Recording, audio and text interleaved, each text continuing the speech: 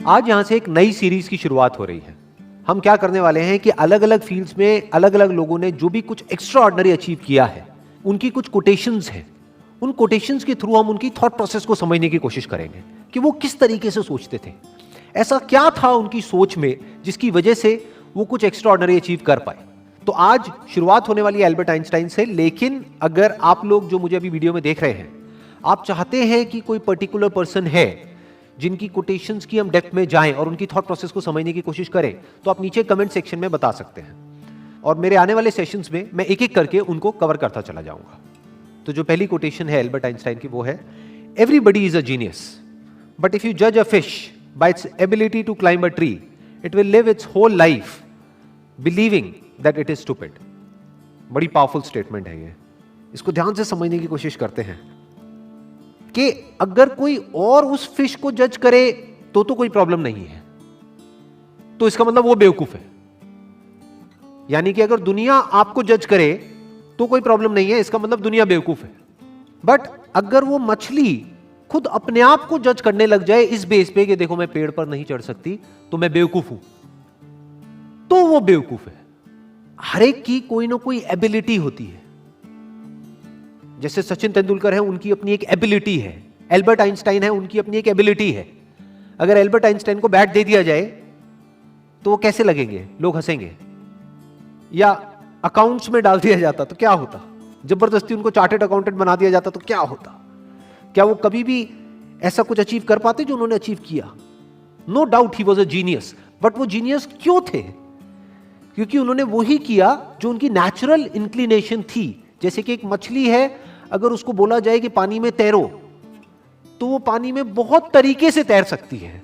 ऐसा कुछ कर सकती है कि जो देखने वाले हैं दे विल बी मेस्मराइज्ड। वो कहेंगे कि यार ये कैसे हो सकता है? जिसको पानी के अंदर तैरना नहीं आता है और वो उसको देखेगा मछली को, तो वो क्या कहेगा? ये मछली जीनियस है।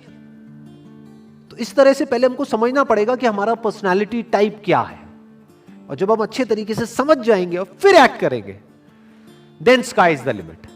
फिर सबके अंदर एक जीनियस है, फिर सब जीनियस है। Next quote is, education is not the learning of facts but the training of the mind to think. क्यों कहा जा रहा है ये? देखो क्या कमाल की बात इन्होंने कही है।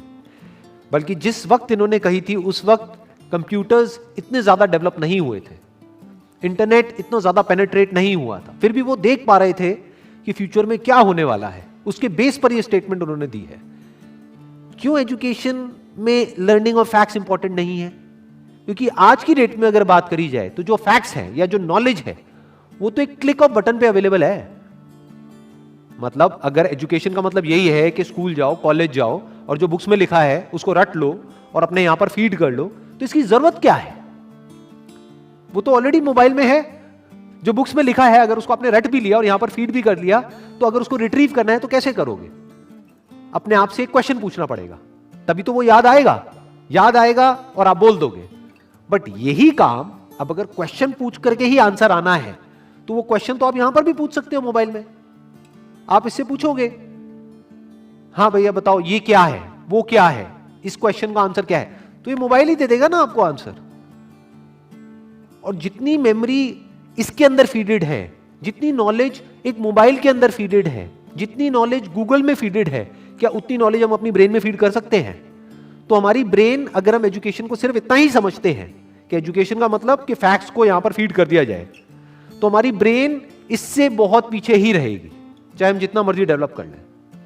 तो वो एजुकेशन किसी काम की नहीं है। तो व्हाट इज रियल एजुकेशन, ये समझना बहुत जरूरी है। क्योंकि अगर हम इसको नहीं समझते तो हम ऐसे लोग अपने एजुकेशन सिस्टम से निकालेंगे जिनके अंदर फीडेड तो बहुत कुछ होगा, बट उनको यही नहीं पता होगा कि सोचते कैसे हैं। यहां पर दो बातें करी जा रही है। एक है education is not the learning of facts. Number one, learning of facts important क्यों नहीं है? Education is not the learning of facts. Why learning of facts is not that important? Because all the facts, all the knowledge, all the information is already available on the internet. अगर उसको यहीं पे store करने का नाम education है तो ये तो किसी काम की नहीं है। वो तो ऑलरेडी स्टोर्ड है आपके मोबाइल में। जब यहां पे स्टोर्ड है तो यहां पर क्यों स्टोर कर रहे हो दोबारा से?